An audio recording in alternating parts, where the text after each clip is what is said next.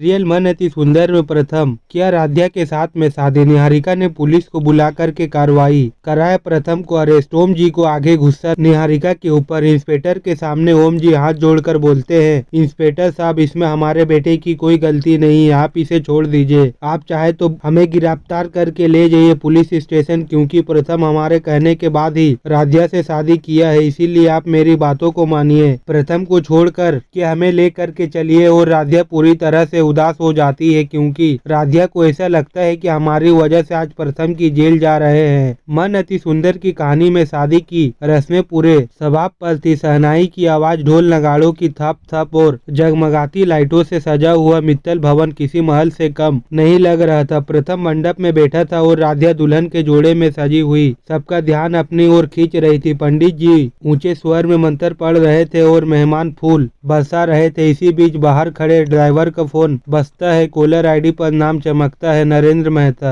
Driver घबरा कर phone उठाता है, तभी ओमकार वहां आकर फोन अपने हाथ में ले लेते हैं। फोन की दूसरी तरफ नरेंद्र की बेचैन आवाज आती है, ओमकार जी बारात अभी तक क्यों नहीं आई? सब इंतजार कर रहे हैं। ओमकार गहरी सांस लेकर कहते हैं, नरेंद्र जी अब आपको सच जानना होगा, हमारे बेटे प्रथम की शादी आपकी बेटी निहारिका से नहीं बल्कि राध्या से हो रही है। यह सुनते ही नरेंद्र के पैरों तले जमीन खिसक जाती है, उनकी आंखें फटी रह जाती है और उनका शरीर फांपने लगता है। उनकी पत्नी दौड़कर उनके पास आती है और पूछती है, क्या हुआ नरेंद्र? नरेंद्र टूटे हुए स्वर में कहते हैं, मित्तल परिवार ने हमें धोखा दिया, वह निहारिका की जगह राध्या को अपनी बहू बना रहे हैं। यह सुनते ही निहारिका जोर से चीख पड़ती है, नहीं यह झूठ है, प्रथम सिर्फ मेरा है, मुझसे शादी का वादा किया था, अगर उसने ऐसा किया तो मैं जी नहीं सकती। उसकी माँ उसे कस कर पकड़ लेती है और समझाने की कोशिश करती है, लेकिन निहारिका पागलपन की हद तक गुस्से में आ जाती है। वह पुलिस को फोन लगाती है। कुछ ही देर में पुलिस की गाड़ियां मित्तल भवन पहुंचती है। मेहमानों के बीच फुसफुसाहट शुरू हो जाती है और तभी गुस्से और आंसुओं से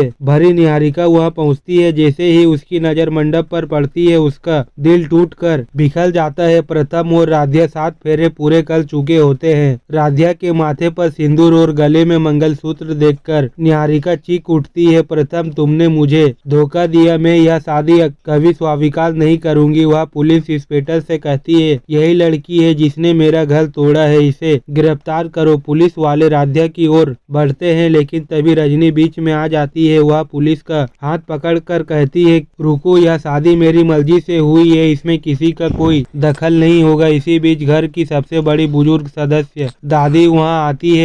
उनकी नजर जैसे ही दुल्हन बनी राध्या पर पड़ती है, उनका चेहरा गुस्से से लाल हो जाता है। दादी गुस्से में कहती है, यह सब क्या हो रहा है? यह लड़की हमारी बहू कैसे बन गई? निहारिका दादी के पैरों में गिरकर रोते हुए कहती है, दादी मुझे धोखा दिया गया है, आपके बेटे बहू ने मेरी जिंदगी बर्बाद कर दी, आप ही मुझे न्याय दिलाइए। उर्मी मौके का फायदा उठाकर कहती है, माँ मैंने पहले ही कहा था यह सब रजनी और ओमकार की चाल है, उन्होंने आपसे छुपा कर यह फैसला लिया। दादी गुस्से से कांप उठती है, रजनी मैंने तुम्हें मना किया था, छोटे घर की लड़कियों को इस घर की बहू मत बनाना, और आज देख लो मेरी बात सच हो गई। रजनी हाथ जोड़कर कहती है, माँ जी कृपया ऐसा मत कीजिए, प्रथम खुद इस रिश्ते के लिए तैयार है, यह शादी मजबूरी नहीं उसकी इच्छा है। तनाव पूरे हॉल में छा जाता है। पुलिस असमंजस में खड़ी है। नरेंद्र और उनका परिवार अपमानित महसूस कर रहे हैं। निहारिका चीख रही है और दादी का गुस्सा बढ़ता ही जा रहा है। तभी ओमकार सबके सामने खड़े हो जाते हैं। उनकी आंखें लाल हो जाती है, लेकिन